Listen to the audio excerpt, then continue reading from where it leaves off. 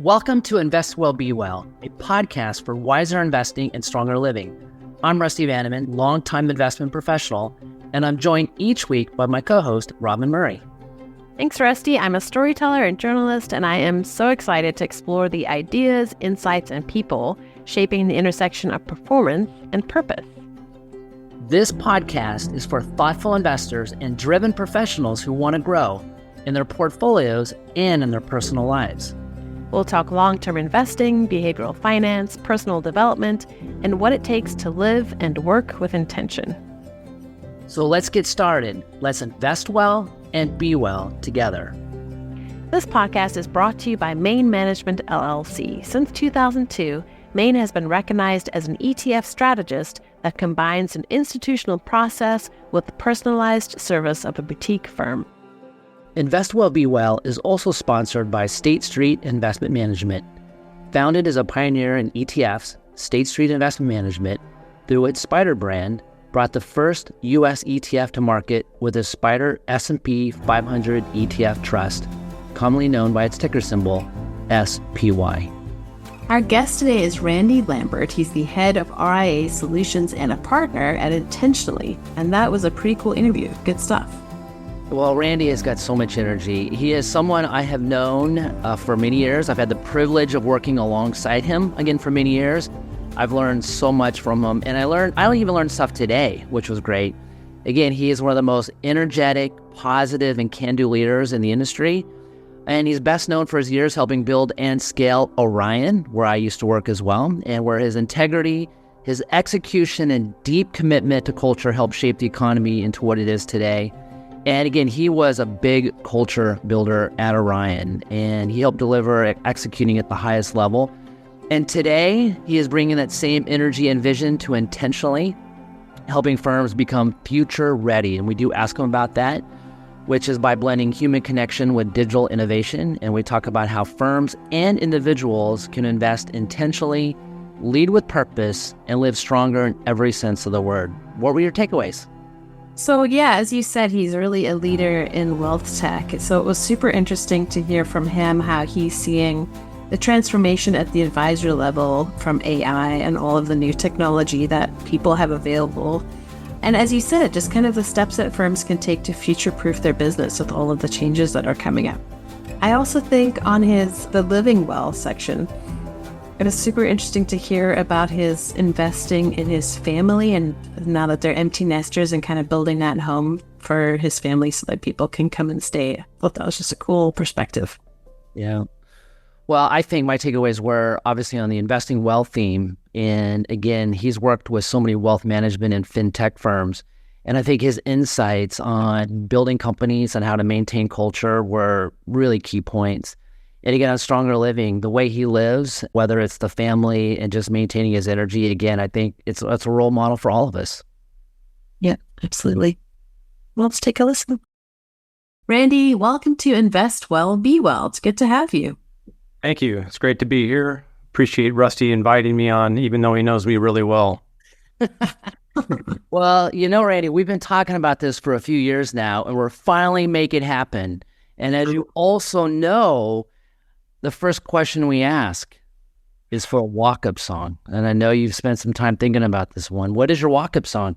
My heart's pounding right now. I just don't know if I can get it right, but I go...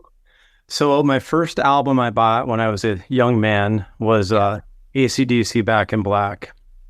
Second one was Van Halen 5150. So that tells you a little bit about me. But so I took an AC/DC song, not from Back in Black, but Thunderstruck. I reemerged this summer when I went to one of my son's friends had a wedding. So it wasn't my wedding.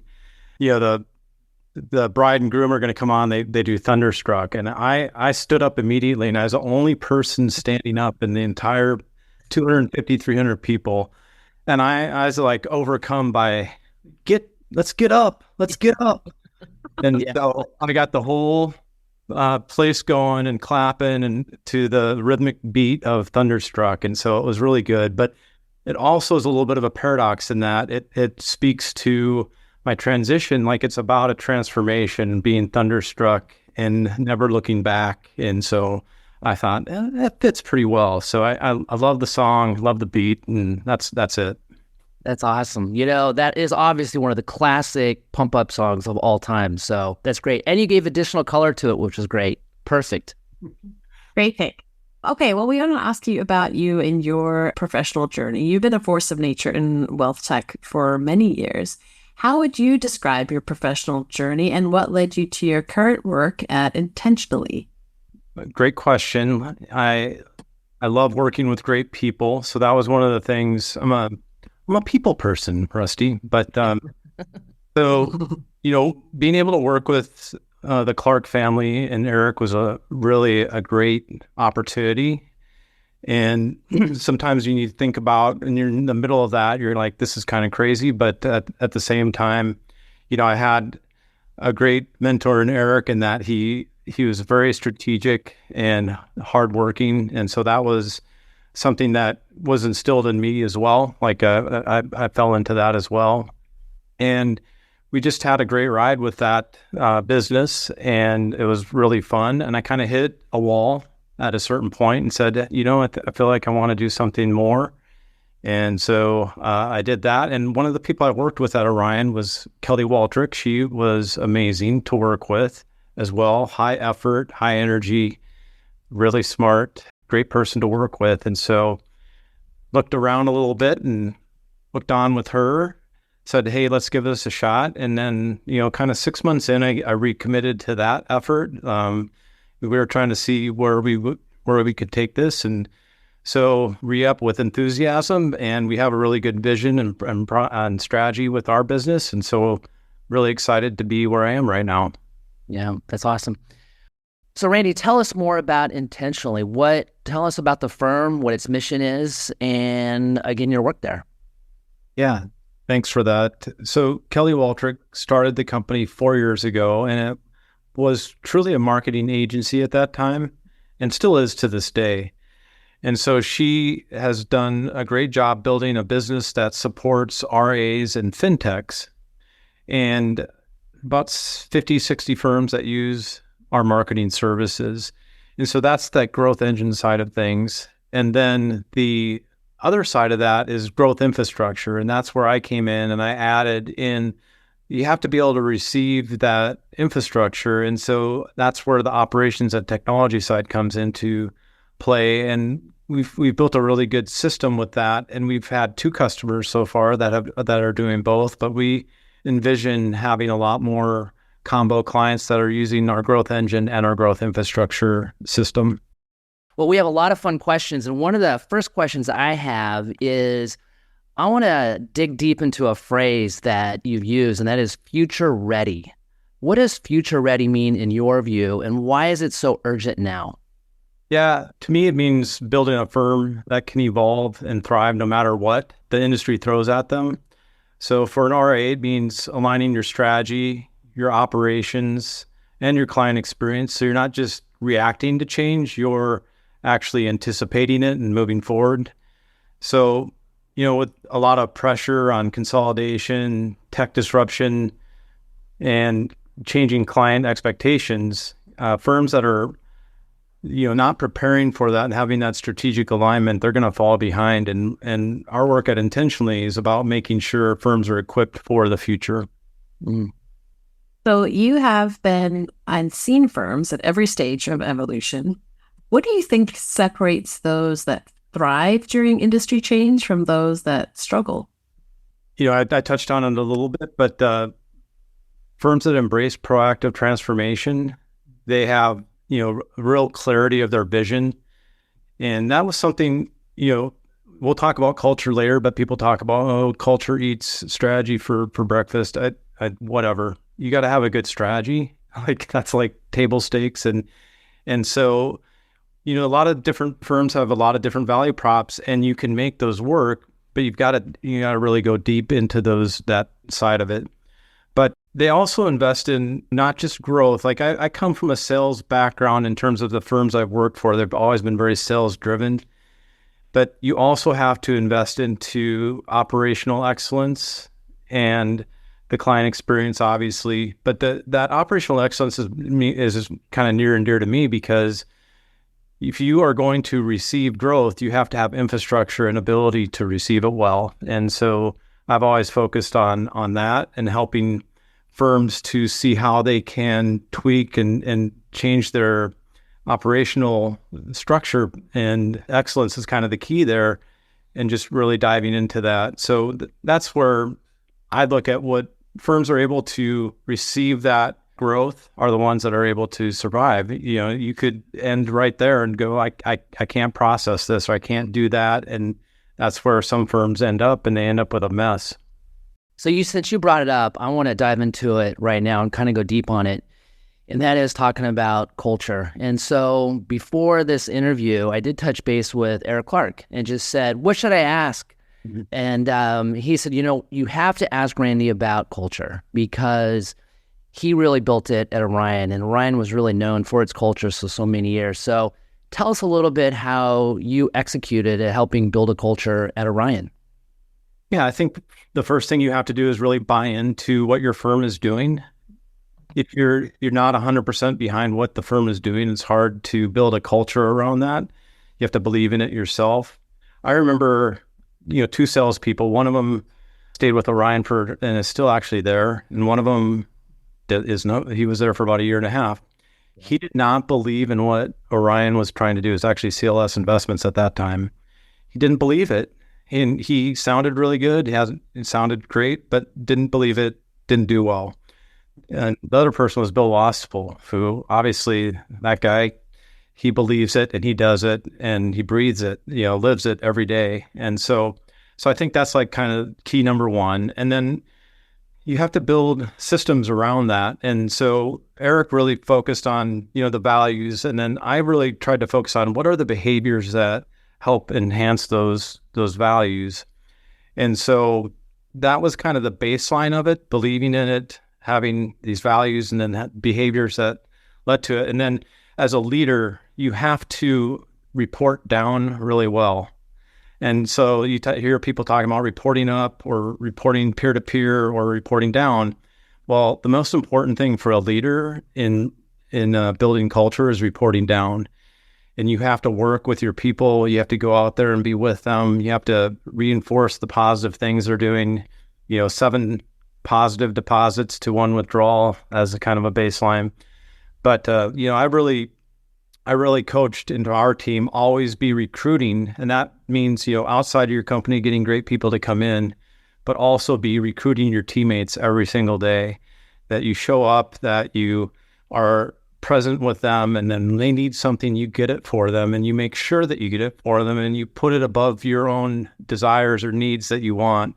You do those things, and that really creates a culture. And then the other thing that I had 3 core principles. One is always be recruiting. One is being a change agent. And then the third one is a growth mindset, but I'll spend a little bit of time on that change agent. That is a process where I give feedback, decisions are made, I get on board with the decision, I get others on board with the decision. That gets everybody going in the same direction, and then I provide feedback. And so being a change agent is about being iterative in your processing, your systems thinking, but then also helping people get there with you. And that's a really important part. Then growth mindset's pretty simple. It's just status quo or fixed mindset versus a growth mindset. Like I always tell new employees when they would come to Orion, I'm like, hey, it's great. This is your first month, but you're going to be better next month than you are today, and then a year from now, you're going to have to be better too. And that gives people a mindset of like, okay, I do actually have to grow here and get better. And then I also have to find systems and people to help me grow. Mm-hmm. Extremely well said. And I've seen you live those values as well. Just one quick comment. You mentioned Bill Wastapole, another classic Hall of Fame name for Orion. And he was a guest of Robin and I on our predecessor podcast. And I always say it was one of my favorite podcasts because he did give us 5, not just 1, but 5 walk-up songs. So, oh, wow. That was awesome. Hey, so we talked about culture a little bit, but in this day and age, of course, there's so much merger and acquisition activity going on. So how can wealth management firms stay resilient amid consolidation and changing client expectations, in your opinion? Yeah, I think, with clarity and intentional design, you can start there. And what does that mean? It means segmenting your clients, segmenting your service models around their needs.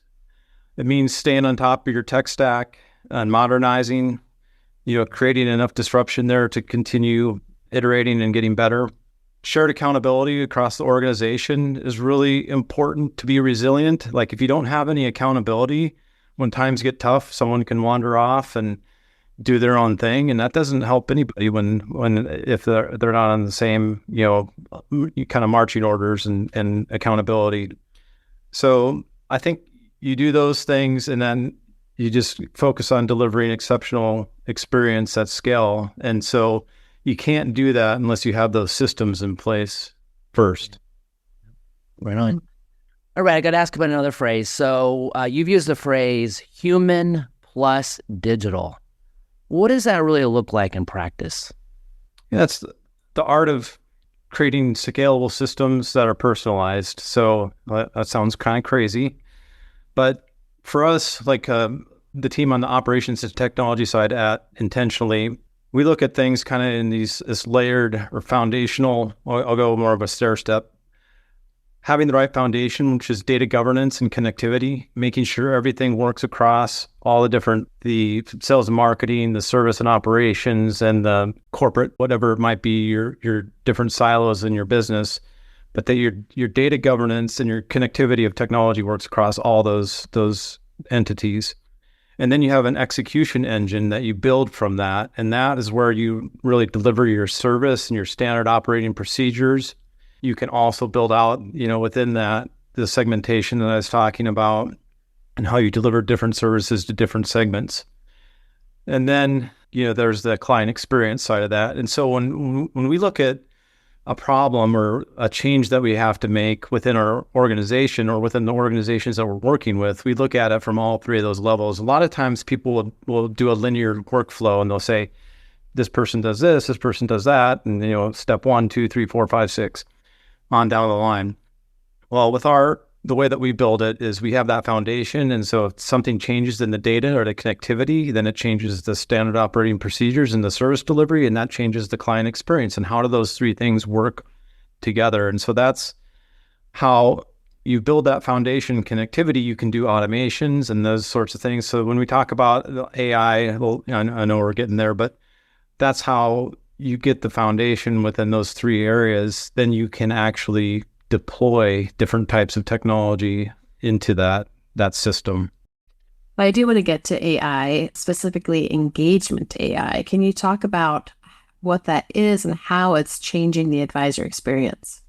Yeah, I mean, it's turning reactive advisors into proactive relationship managers. The engagement AI surfaces insights and helps advisors anticipate needs of the customer, deliver timely outreach. These are just things that they haven't been able to do in the past. And now they have this layer of intelligence with some of the tools that they have that allow them to do that. And so a core part of what we do to help future-proof firms is we help blend that data, the technology, into kind of those outcomes that they're looking for in the experience delivery of their service. This episode of Invest Well, Be Well is brought to you by Main Management LLC, a pioneer in actively managed ETFs since 2002. Main Management starts with a clear fiduciary focus, delivering the transparency and personal attention you'd expect from a boutique firm. They provide financial advisors with solutions, not products. Main also believes investors should keep more of what they earn, emphasizing net of fee after-tax performance to help clients retain more of their returns. I've known Main Management for years. I've met thousands of managers over the course of my career, and one quality I really value: they invest alongside their clients. They eat their own cooking. Over 10% of the assets they manage are their own partner assets, and more than half of the firm are partners themselves. That says a lot.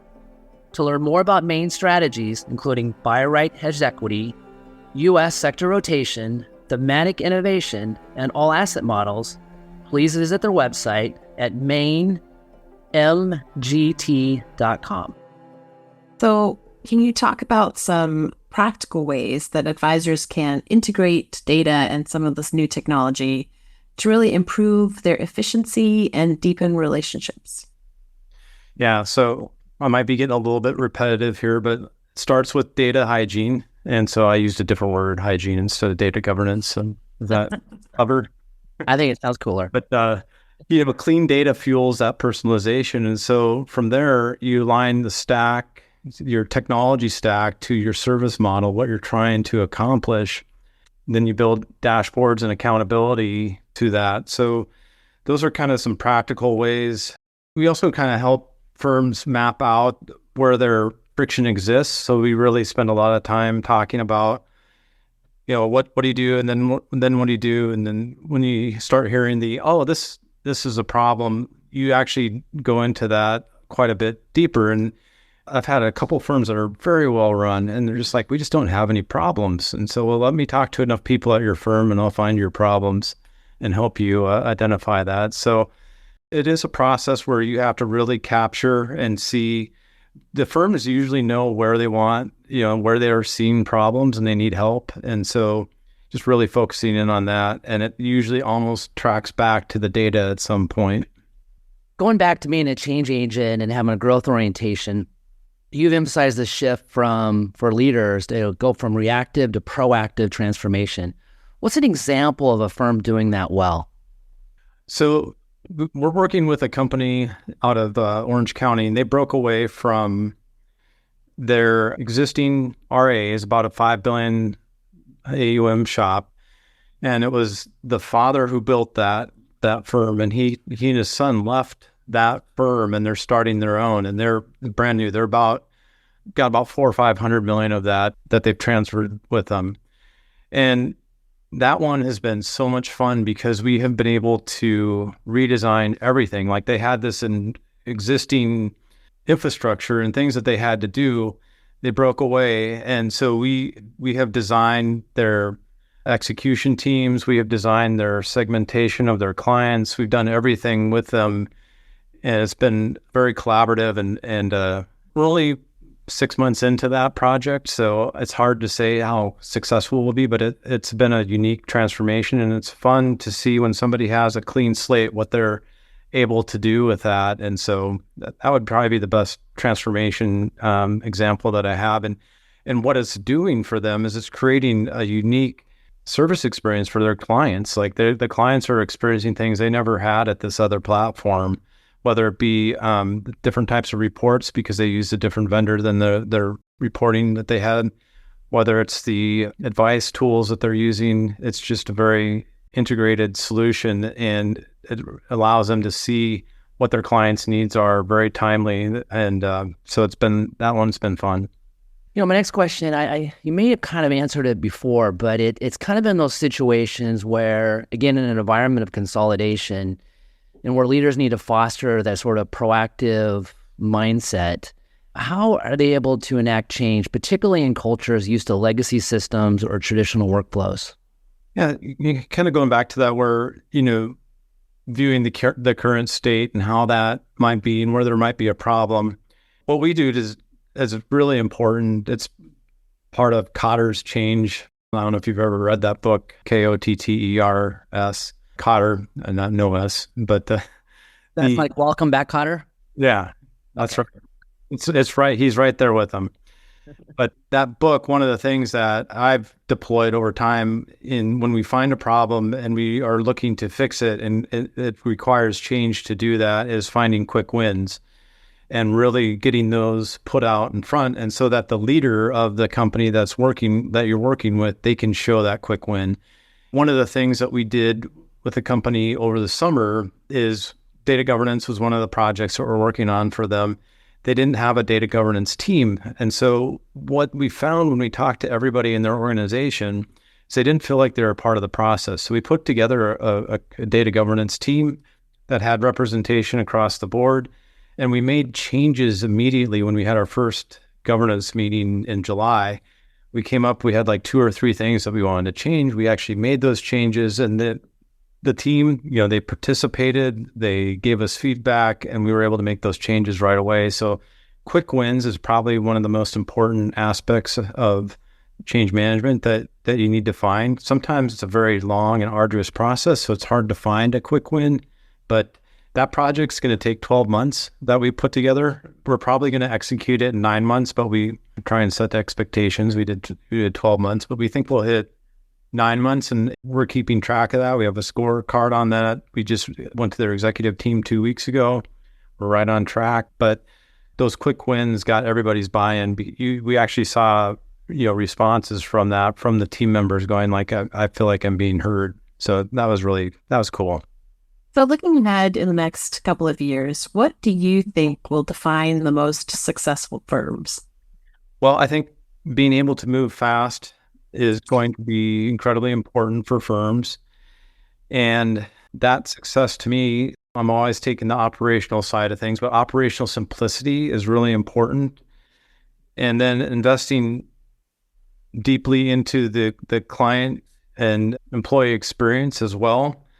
So, a little bit of what I was just talking about with that change management, like you've got to help. And one of the things I said as being a change agent at the beginning of this, you've got to be able to instill in your people that, listen, we've got to be able to put these things into place in order to stay competitive. We have to compete for our customers every single day. If we don't compete for our customers, somebody else will.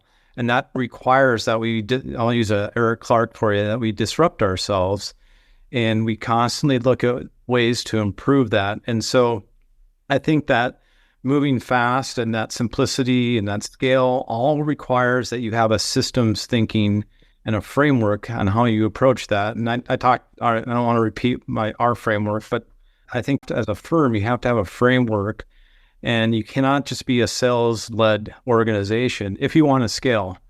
You want to grow fast. If you're a young advisor, you're trying to grow fast. Yeah, you can be a sales organization, but at a certain point, when you start hitting, I can't do any more work. What are you going to do to be a systems thinker and put forward the infrastructure to scale your business? And so that requires a lot of intentionality from the leader of the company. So what are some actionable steps that leaders can take today to start really future-proofing their businesses? Yeah, these are like really fundamental things I think anybody should do. I think you should audit your tech every year. Like once a year, you should just audit, like, what are we using? What are we not using? What are we maximizing? What are we not maximizing? Really taking a close look at that. I am not a big, let's change our tech stack guy. That's not the purpose of auditing your tech. It's thinking about your relationships that you have with your tech vendors and having them maybe come in and look at, how are we using this? How are we doing things? How can we improve? Just being very collaborative around your technology. I think that's like one really easy thing that you can do. And your tech partners are going to want to do that if you ask them to.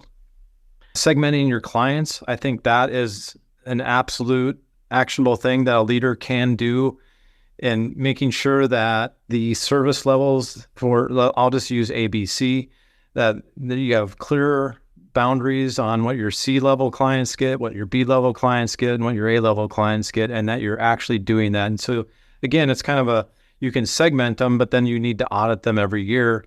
I think that's really important, because everybody gets the same service. It's not a scalable, and it's not a way that's going to work in the future either. And then align your team. I'm a big fan of EOS, love it. And that's kind of what we modeled our service, operations and technology service that we provide. But just having clear, understanding, having clarity around your vision, your values, what your goals are, what your scorecards and accountability systems are, your meetings and rhythms that drive towards your goals. Like you need to be iterating on your goals every month and making sure that you're staying accountable to that and moving the ball forward. So I don't know if I can put any more cliches in there on that one, but Hey, I just want to say, of course, EOS stands for the Entrepreneurial Operating System, and the book Traction, just for those who may not know what that is, but EOS is a great system. Hey, I want to shift gears a little bit, but staying on the topic of investing well, and also kind of based off your reputation. Not only are you a workhorse professionally and made a difference in the office, but you're also a role model family guy. And you have mentioned you have been investing in your family as empty nesters. Tell us about that. What does that look like? And what have you learned from being intentional about that? Sorry, I have to start with a story. Since Bill, you gave me like this liberty, Bill gave 5 walk-up songs. Now I'm like, go really deep. So we built our house in 2001, and that was crazy. My wife and I general contracted it, so we did a lot of work. We had Eric Clark out here painting my walls. So so was Bill. Bill was here. Rusty, you weren't with the team yet. I didn't have to paint, but yeah, it was a bootstrap project. But we really invested into our house because I really wanted to have. I had 3 sons at that time, and I really wanted to provide a unique growing up experience for them. So we were on an acreage, and anyway, so we put a lot of effort into building a house. That was my way of saying that we spent more money than we should have at a young age. And so, but we've continued that as we've gone on. And so 2020 comes around, and Orion, recapitalized that summer. And so my wife and I were really thinking about like, hey, we should buy a condo or buy a house. That would be so much fun to go down to wherever for a few months. Yeah. We kind of came to the conclusion with our kids, we were empty nesters, and our kids, 2 of them had been married. We have 3 boys, and 2 of them had been married. One of them was not in the process of getting married yet. But so we said, you know what, we really should just invest in our house again. So we were thinking about building a new house, and we scrapped that idea, and then we kind of built our dream home in the footprint of our existing house. And that has been one of the best decisions we've ever made. Again, overspent by way too much, but put a swimming pool in. We got a really large living room and an open area of space in our house. And our kids come over, once a week for dinner. And our in-laws, we built a space for them that allows them to come and stay with us for many months. And so we have 2 master bedrooms on the main floor. Anyway, so we just have a lot of people at our house all the time, and we wouldn't have it any other way. And so just really been blessed by that decision that we made. Yeah. Well, just one more follow-up on that. In a world that's all about return on investment, what is the return on that kind of investment? Well, I have my son's strong backs over here often, so they can do all kinds of things outside to help me maintain my acreage. But no, it's just the true return on investment is just our family time and really having a home base for everybody to come to. And we really enjoy it. Yeah, sounds awesome. So can you talk about the connection between what you're doing at home and what you do at work? How does being intentional at home and in your family life help you lead more effectively at work? Yeah, I think Rusty knew Fat Randy. I wouldn't call it that. Anyway, Randy. About 10 years ago, I changed my diet significantly, changed my sleeping habits significantly.